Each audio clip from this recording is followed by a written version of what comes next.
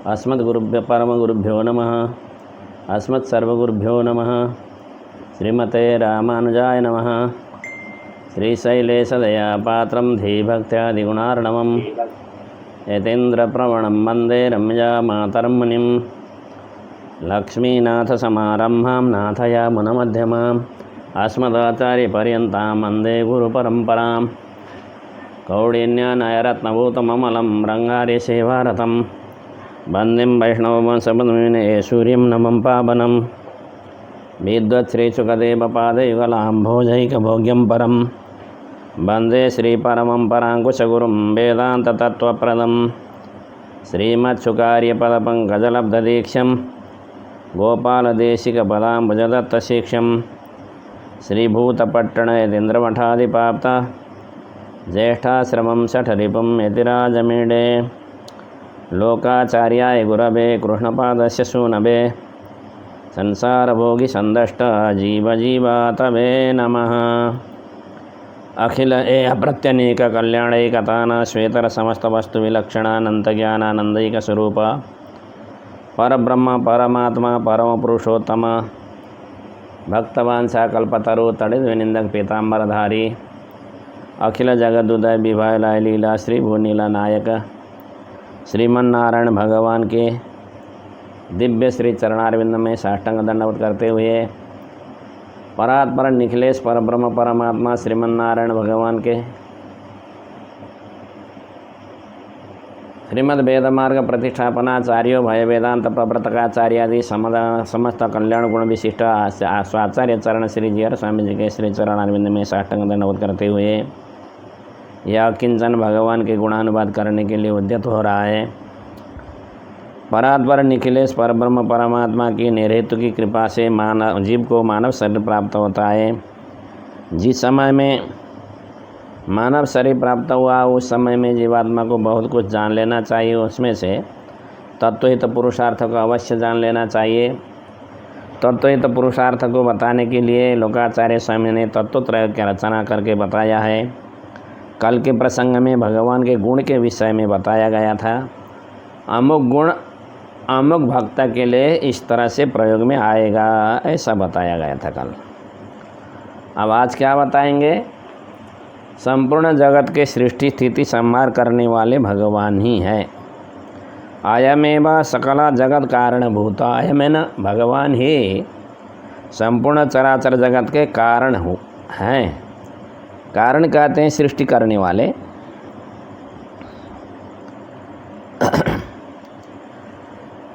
यहाँ अयम शब्द से परमात्मा श्रीमन्नारायण भगवान को बताया गया है और एव शब्द से भगवान ही है, दूसरे कोई नहीं है, ऐसा बताते हैं।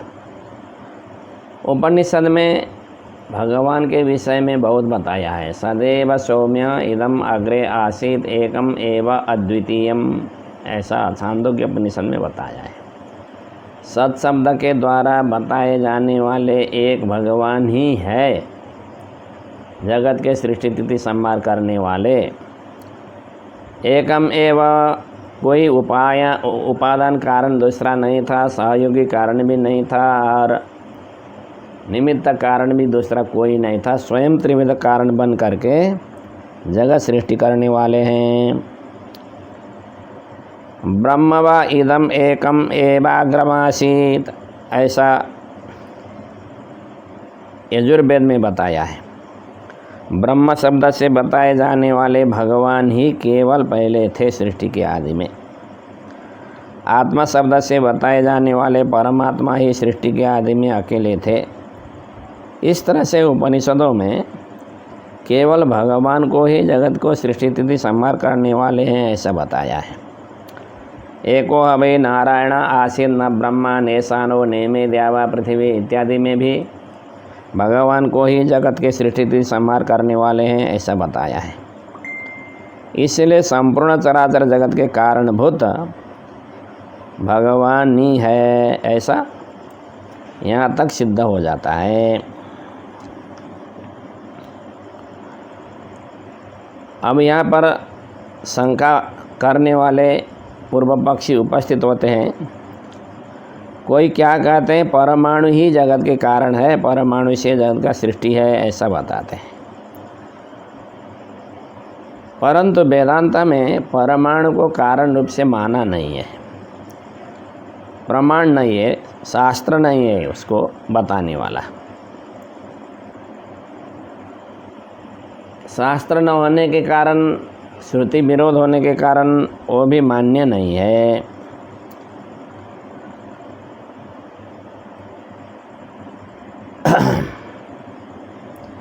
केवल परमाणु को कारण मानने वाले हैं, वैशेषिक भी इसी को मानते हैं, परमाणु को ही कारण मानते हैं। ईश्वर को निमित्त कारण मानते हैं, परमाणु को उपादान कारण मानते हैं, वैशेषिक माने न्याय दर्शन वाले। और दूसरे भी हैं परमाणु को कारण मानने वाले, परंतु परमाणु कारण है ऐसा कहने वाला शास्त्र नहीं है, इसलिए उस पक्ष को भी हम लोग नहीं स्वीकार करेंगे। सांख्य संप्रदाय में रहने वाले प्रकृति को ही कारण मानते हैं। प्रकृति जड़ है, जड़ होने के कारण, अचेतन होने के कारण ईश्वर जब तक उसमें नहीं बैठते अंतर्यामी होकर के, तब तक परिणाम हो ही नहीं सकता। तो फिर जगत की सृष्टि स्थिति संहार कैसे हो पाएंगे? सृष्टि स्थिति संहार नहीं हो पाएंगे उस स्थिति, उस अवस्था में। इसलिए उसको भी स्वीकार नहीं करेंगे। प्रकृतिम पुरुषम चैव प्रविश्यात्मेच्छया हरिः शोभायामास संप्राप्ते सर्गकाले व्ययो, ऐसा प्रमाण है। प्रकृति और जीवात्मा को अपनी इच्छा से दोनों के भीतर में प्रवेश करके भगवान ने क्षुब्ध कराया सृष्टि के समय में। इस तरह से जीवात्मा के और प्रकृति के अंतर्यामी होकर के जगत के सृष्टि करने वाले भगवान ही हैं। इसलिए केवल प्रकृति सृष्टि करने वाली नहीं है, परमाणु भी सृष्टि करने वाले नहीं है, भगवान सृष्टि करने वाले हैं। क्योंकि अचेतन में चेतन के बैठे बिना कुछ अचेतन कार्य नहीं कर पाता। जैसे मान लीजिए हमारे पास में गाड़ी है, अब गाड़ी में चाबी खोल दीजिए लगा करके गाड़ी का लॉक, गाड़ी को बोलिए जा दौड़ करके आ अमुक स्थान में जा करके, जा बाज़ार में जा करके साग सब्जी ले करके आ कहेंगे, तो क्या गाड़ी अपने आप जाएगी? गाड़ी अपने आप नहीं जाती। कोई रिमोट से कंट्रोल करके चलाते हैं, ऐसे भी अभी गाड़ियाँ मिलने लगी हुई है। रिमोट कंट्रोल करने के लिए भी कोई व्यक्ति तो उसको हाथ से हिलाना पड़ता है ना, बटन तो दबाने वाला एक व्यक्ति तो अलग अलग होना पड़ता है ना उसके लिए। इसलिए अचेतन पदार्थ स्वयं काम करता नहीं है। जिसमें ज्ञान है, ज्ञान नहीं होने वाला पदार्थ स्वयं काम करता ही नहीं है। स्वयं उनके द्वारा काम नहीं होने के कारण कुछ न कुछ चेतन बैठ करके ही उसको काम में लाता है। जैसे गाड़ी में ड्राइवर हो तो चलता है, प्लेन में भी पायलट होना पड़ता है, साइकिल चलाने वाली भी व्यक्ति होना चल पड़ता है तभी चलता है। अनाज के बोरे को उठाने के लिए भी कोई चेतन नहीं होना चाहिए तभी उठता है। ऐसे अचेतन पदार्थ स्वयं काम करता नहीं है। यदि ऐसे ही अचेतन पदार्थ स्वयं काम करता, सृष्टि करता, तो इस सृष्टि कभी समाप्त होती ही नहीं थी। सृष्टि होती ही रहती थी। यदि संहार है तो सृष्टि होती ही नहीं थी। इसलिए ऐसा कहना भी ठीक नहीं है। ठीक है, तो मान लिया अचेतन तो कारण सृष्टि के कारण नहीं हो पाएगी, लेकिन चेतन तो बन सकता है ना। ज़्यादा तपस्या करके शक्ति अर्जन किया गया कोई चेतन है, वह तो कर सकता होगा। तो कहते हैं चेतन भी नहीं कर पाता। चेतनो भी न कारणम, चेतन भी कारण नहीं है। कर्म परतंत्र होने के कारण, दुखी होने के कारण चेतन भी उपादान कारण नहीं हो पाता। जैसे निमित्त कारण आनुमानिक ईश्वर है, ऐसा कोई कहते हैं ना, पाशुपत वैशेषिक आदि। उन इस कारण से जिसको निमित्त कारण बताया है उसमें से एक चेतन विशेष रुद्र भी है। हिरण्यगर्भ समव्रताग्रे, इस तरह से ब्रह्मा जी को भी अंकित किया गया है, दिखाने का प्रयास किया है। शास्त्रों के द्वारा कहीं कहीं बताए गए हिरण्यगर्भ शब्द, निमित्त कारण बनने वाले चेतन शब्द इत्यादि, ये तो चेतन है, शक्तिशाली है, ये जगत के सृष्टि स्थिति संहार करते होंगे।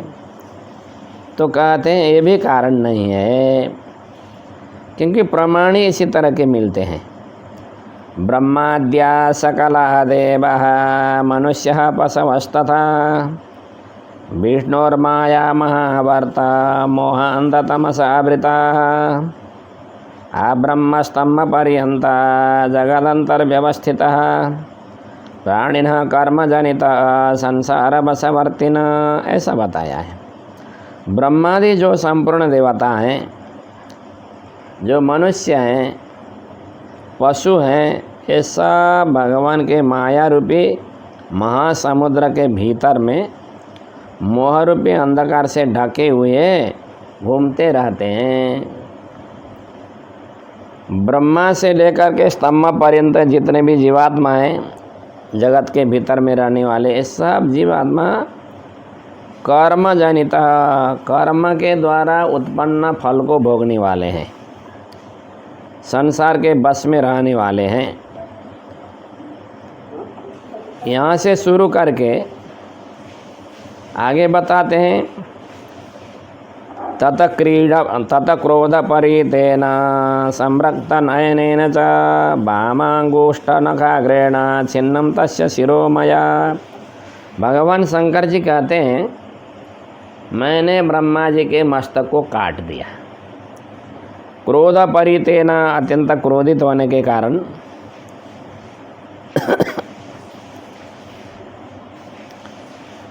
लाल लाल मेरे नेत्र हो गए थे, नयन हो गए थे।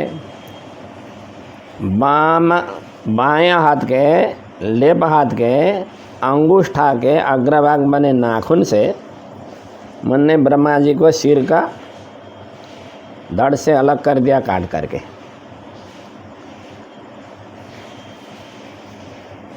एक कथा वामन पुराण में भी आती है, पद्म पुराण में भी आती है।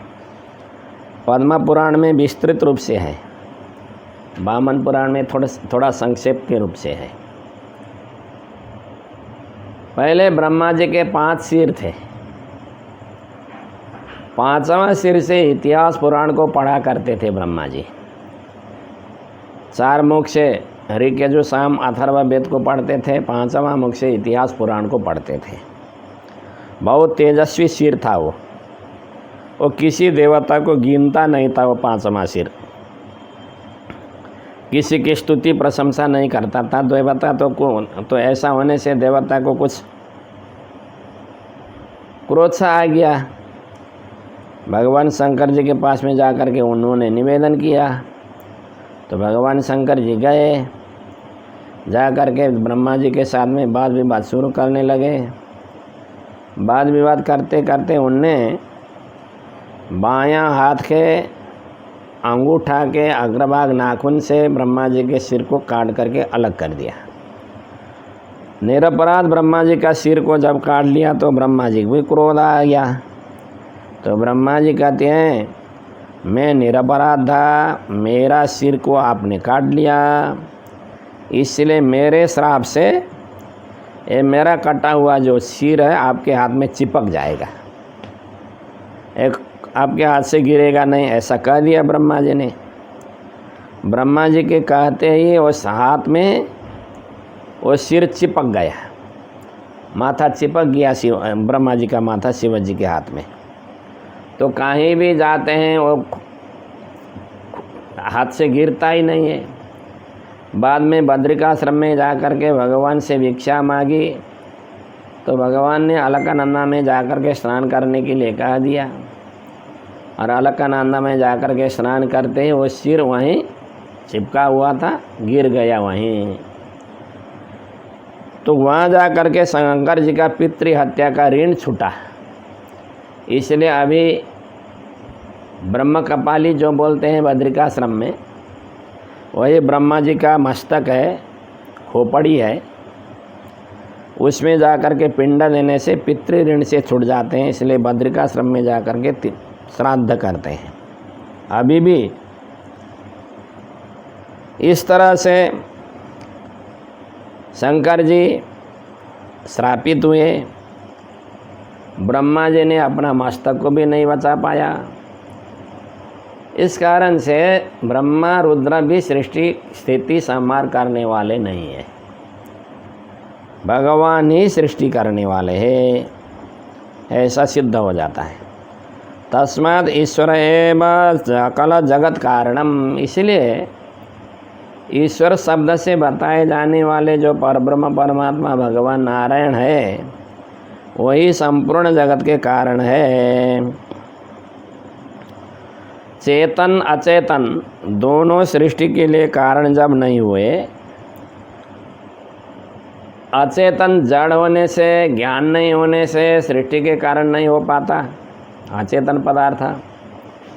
चेतन भी कर्म परवश्य होने के कारण, दुखी होने के कारण जगत के कारण नहीं हो पाता। परंतु भगवान कर्म परतंत्र भी नहीं है, दुखी भी नहीं है, ज्ञानी भी है, इसलिए भगवान ही संपूर्ण जगत के कारण है। तो भगवान सृष्टि करते हैं, तो जैसे जीवात्मा को अज्ञान लगने के बाद में कर्म के फल भोगने के लिए जन्म होता है, उसी तरह से अविद्या कर्म पर नियोग आदि भी अविद्या के द्वारा या कर्म के द्वारा या दूसरे के द्वारा लगाने से सृष्टि कर रहे हैं क्या भगवान भी? तो कहते ना ना ना, ऐसा नहीं है।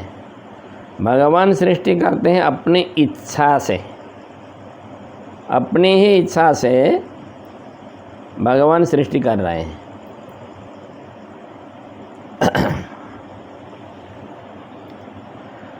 अविद्या कर्म के परतंत्र होकर के या किसी दूसरे व्यक्ति के द्वारा प्रेरित होकर के भगवान सृष्टि करने वाले नहीं हैं।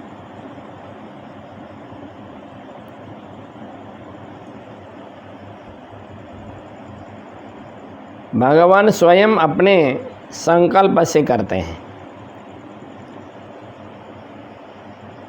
प्राजापत्यम त्वया कर्म पूर्वन्मयि निवेदितम् एतौ हि विबुधा श्रेष्ठौ प्रसादा क्रोधजौ स्मृतौ तदा दर्शित पंथानौ सृष्टि संहारकारकौ।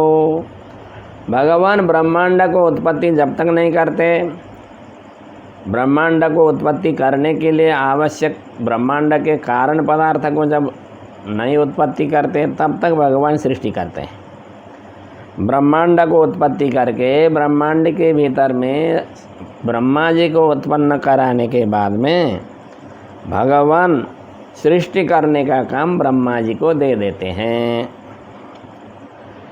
स्वयं ब्रह्मा जी कह रहे हैं, प्राजापत्य जो कर्म है, मैंने सृष्टि करने वाला कर्म प्रजापतियों का, वह कर्म आपने मुझे थमा दिया। आपने थमा दिया, इसलिए आपकी आज्ञा को पालन करता हुआ मैं सृष्टि कर रहा हूँ। ये दोनों जो देवता है ना, प्रसाद क्रोधजौ स्मृतौ, ब्रह्मा जी भगवान के प्रसन्नता से उत्पन्न हुए, शंकर जी भगवान के क्रोध से उत्पत्ति हुए। भगवान ने उन दोनों को मार्ग प्रदर्शन किया है। भगवान के द्वारा मार्ग प्रदर्शित होने के कारण सृष्टि और संहार ये दो काम में लगा दिया है। भगवान के द्वारा लगाए जाने के कारण ब्रह्मा जी सृष्टि का कार्य संभाल रहे हैं। भगवान के द्वारा लगाए जाने से शंकर जी संहार का कार्य को संभाल रहे हैं। इस तरह से सृष्टि संहार दोनों कर रहे हैं भगवान के आज्ञा से।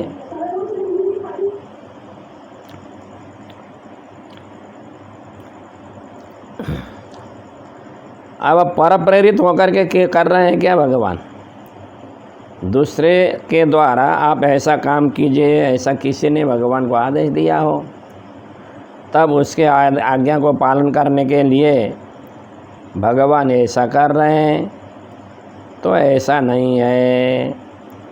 निरवध्यम निरंजनम ऐसा भगवान के विषय में बताया है। भगवान में कोई दोष नहीं है, निरवध्य है, निरंजन है, दोष शून्य है भगवान। अपहत पापमा विज्वर विमृत्यु विशोक अभिइच्छा अभिपास सत्यकाम सत्य संकल्प ऐसे भगवान के पास में गुण है।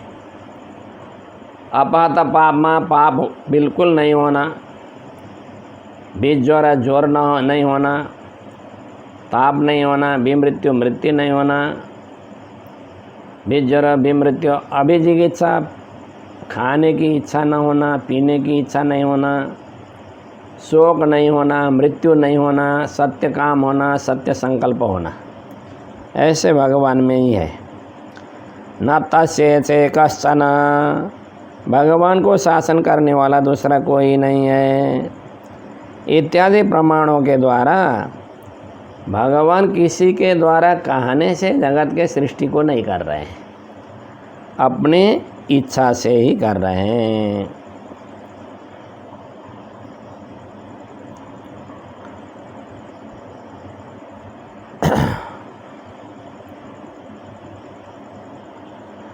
अचिदविशेषितान् प्रलयसीमनि संसरतः करणकलेबरैर्घटितं दयमान मनः वरद निजेच्छैव परवा न करो प्रकृतिम महदविमानभूतकरणावलिकोरकिणीम ऐसा हमारे पूर्वाचार्यों ने बताया है।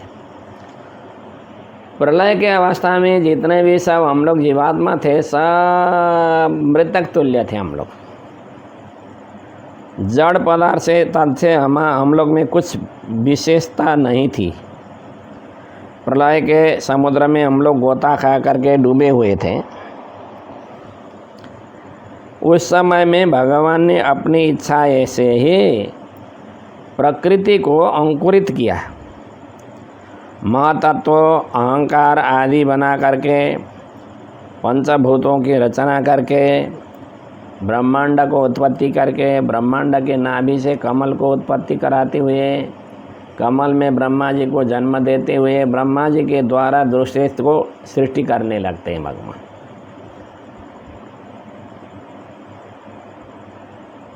प्रलय समय सुप्तम स्वम शरीर का देशम दूसरे आचार्य बताते हैं। हाँ, भगवान का एक शरीर का भाग यहाँ पर मोर का दृष्टांत दिया गया है, इसलिए पहले मोर के कार्य को आप लोग समझ लेंगे तो कथा समझने में सुविधा रहेगा, सुविधा होगी समझने में। जैसे मोर है ना, उसको इच्छा नहीं होती है तो अपने पंख को समेट करके छोटा सा झाड़ू जैसा बना करके चलता फिरता है।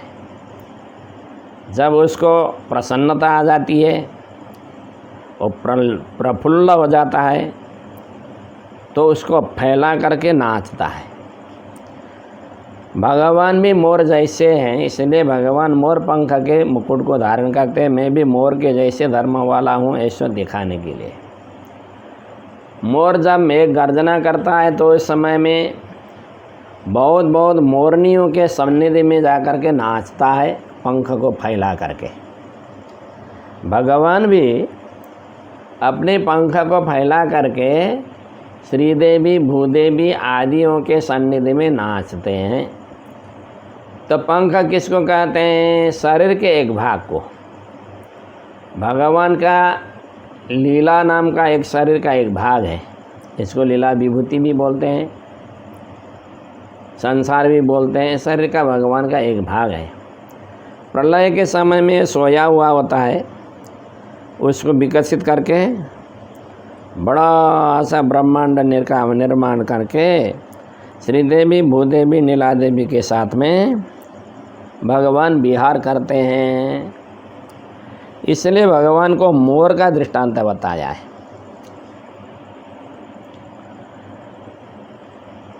तो भगवान अपनी इच्छा से करते हैं जगत की सृष्टि, कोई कर्म पराधीन होकर के नहीं, किसी के परतंत्र होकर के नहीं, ऐसा सिद्ध हुआ यहाँ तक।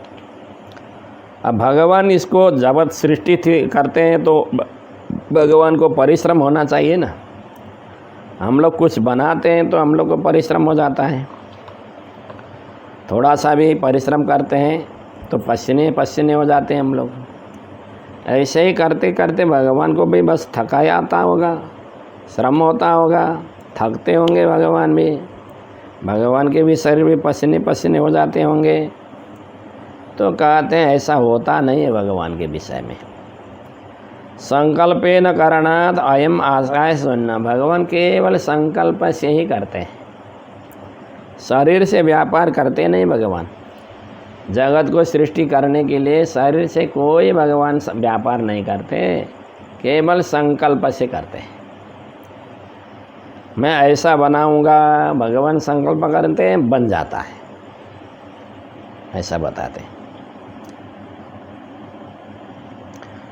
यत्न रूप कायिक व्यापार से भगवान ने सृष्टि नहीं किया है, मानसिक व्यापार से सृष्टि किया है।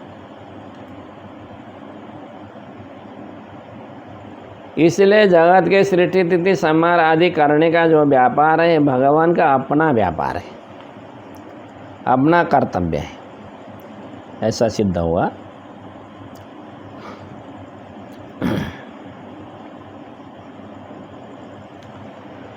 सो कामयत भविष्यं प्रजायेति सतपोतप्यत सतपस्तप्त्वा इदं सर्वम् असृजत यदिदं किंच तत्सृष्ट्वा तदेवानुप्राविशत् तदनुप्रविश्य सत्सत्यच्च भवत्, ऐसा उपनिषद में आता है।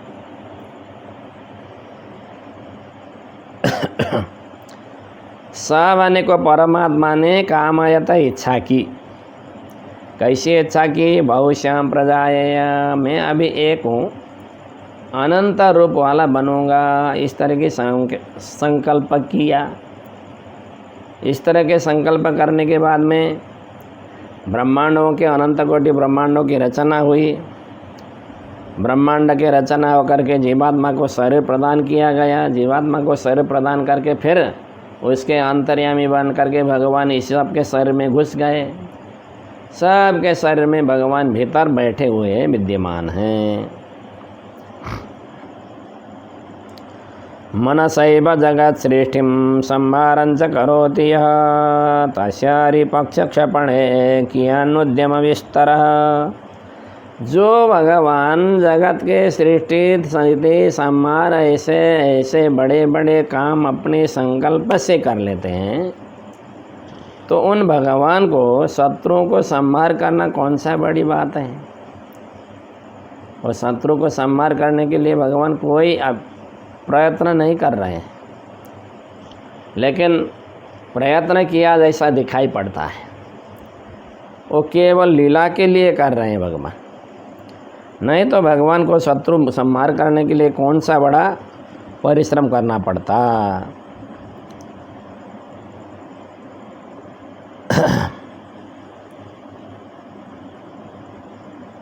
अच्छा ठीक है, भगवान को आयास न हो, परिश्रम न हो, परंतु जगत का सृष्टि करने का काम ही क्या आवश्यक पड़ा भगवान को? सृष्टि करना क्यों, क्या आवश्यक है? तो भगवान के लिए क्रीड़ा करना है, यही आवश्यक है। अस्य प्रयोजनम केवल लीला, जगत के सृष्टि तिथि संहार करना भगवान का क्या है? लीला है, खेलना। जैसे हम लोग भी शतरंज से खेलते होंगे ना,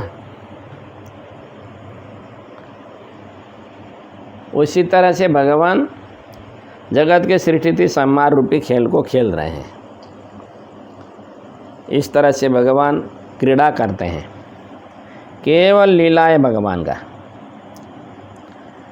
लीला किसको कहते हैं? लीला शब्द का अर्थ तो बताते हैं, जिस समय में किया जाता हो उसी समय में आनंद आने वाला हो, बाद में उसका कोई प्रयोजन ना हो, उसको लीला बोलते हैं।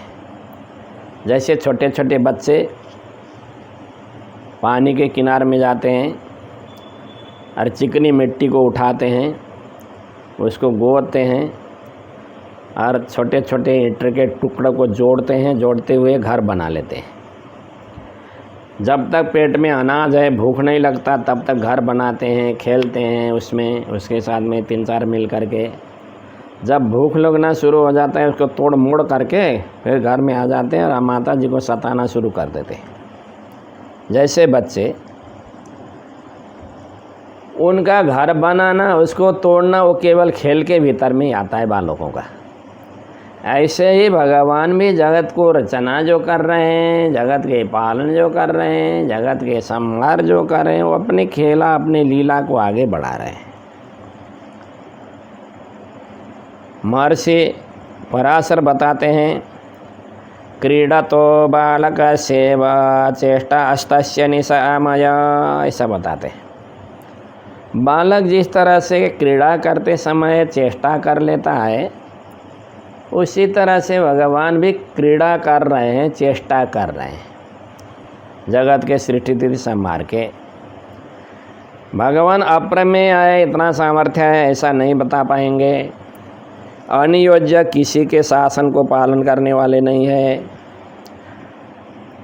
अपने इच्छा में रहने वाले हैं, सबको अपने बस में करने वाले हैं।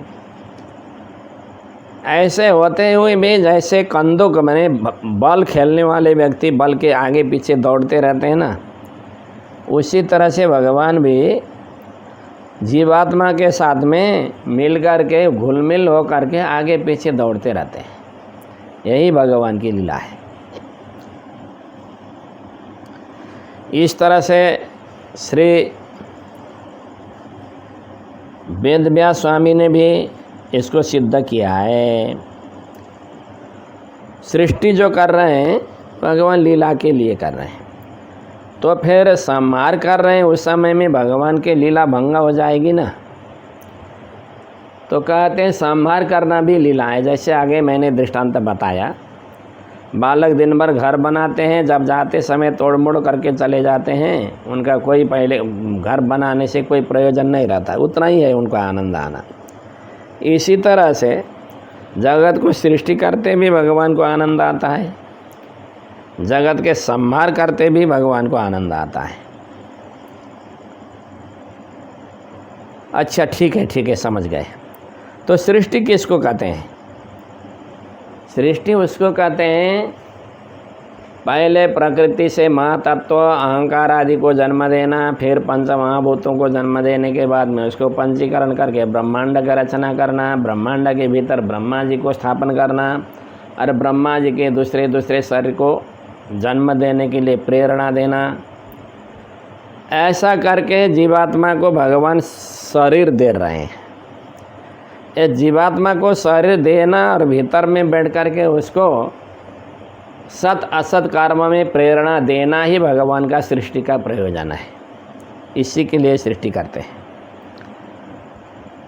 शास्त्र ने स्पष्ट रूप से बता दिया है, विचित्रा देह संपत्ति ईश्वराय निवेदितम पूर्वमेव कृता ब्रह्मन् हस्तपादादि संयुता, ऐसा बता दिया है। यह शरीर रूपी जो संपत्ति है ना, भगवान ने विचित्र संपत्ति दिया है, भगवान को निवेदन करने के लिए दिया है। हाथ पाँव आदि से संपन्न ये मानव शरीर सब तरह के कर्म करने के लिए समर्थ है। ऐसा शरीर दिया, जीवात्मा को उद्धार करने के लिए दिया है। अचित अवशेषितान प्रलय सीमनि संसरतः कर्ण कलय घटयुतम दयामान मना, ये तो पहले मैंने बता ही दिया है। अत्यंत दयालु होने के कारण अचित जैसे बने हुए जीवात्मा को चेतन जैसा बना करके कर्ण कलेवर आदि दे करके सृष्टि भगवान करते हैं जीवात्मा को काम लगाने के लिए, योग्य बनाने के लिए।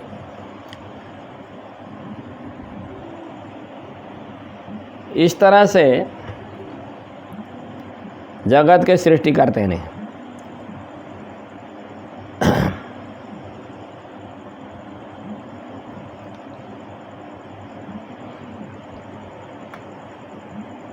अब भगवान स्थिति भी करते हैं। स्थिति माने पालन करना।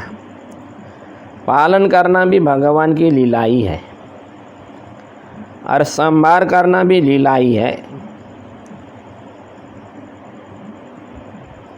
सृष्टि करके पालन करना माने जीवात्मा को शरीर देने के बाद में शरीर को उपयुक्त ज्ञान आवश्यक होता है काम करने के लिए जीवात्मा को, इसलिए उपयुक्त ज्ञान प्रदान करते हैं और अनुष्ठान का प्रकार को सिखाते हुए जीवात्मा को किस तरह से रहना चाहिए ऐसी शिक्षा देते हैं स्थिति के समय में भगवान। ऐसी स्थिति करना भी भगवान की लीला ही है, इसको भी दूसरा नहीं समझना चाहिए।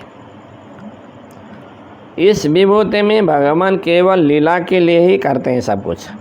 यह लीला विभूति भगवान का लीला प्रदान है, त्रिपाद विभूति भोग प्रदान है, ऐसा सूत्रकार सूर्य ने स्पष्ट रूप से बताया है। अब सृष्टि लीला है तो संहार के समय में लीला संहार होगा ना, नष्ट होगा ना, तो कहते हैं ना ना ना लीला संहार पे लीला ही है इसलिए नष्ट नहीं होता, ये बता दिया। भगवान भाष्यकार क्या करते हैं, जब श्री भाष्य लिखने के लिए शुरू करते हैं तो मंगलाचरण में क्या बताते हैं, अखिल भुवन जन्म स्थेम भंगा दिलीले विनत विविध भूत अव्रात रक्षैक दीक्षे, ऐसा बताते हैं। संपूर्ण भुवन को जन्म देना, स्थेम माने पालन करना, भंग माने संहार करना, आदि शब्द से मोक्ष प्रदान जीवात्मा को भी करना, इस तरह के लीला करने वाले आप हैं। निखिल जगत उदय विवाह लीला ऐसा बताया। संपूर्ण जगत के उदय करना, बढ़ाना और लय करना, ये लीला करते हैं भगवान। इसलिए संहार करना भी भगवान का लीला ही है।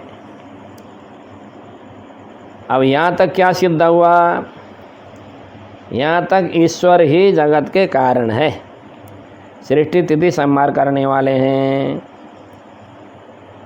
इस सृष्टि करते हैं अपनी इच्छा से, किसी के परतंत्र होकर के नहीं, कर्म के परतंत्र होकर के नहीं, वासना के परतंत्र वशीभूत होकर के नहीं है। सत्य संकल्प होने के कारण सृष्टि करते समय भी भगवान को परिश्रम नहीं होता, बिना परिश्रम के ही भगवान सृष्टि कर लेते हैं।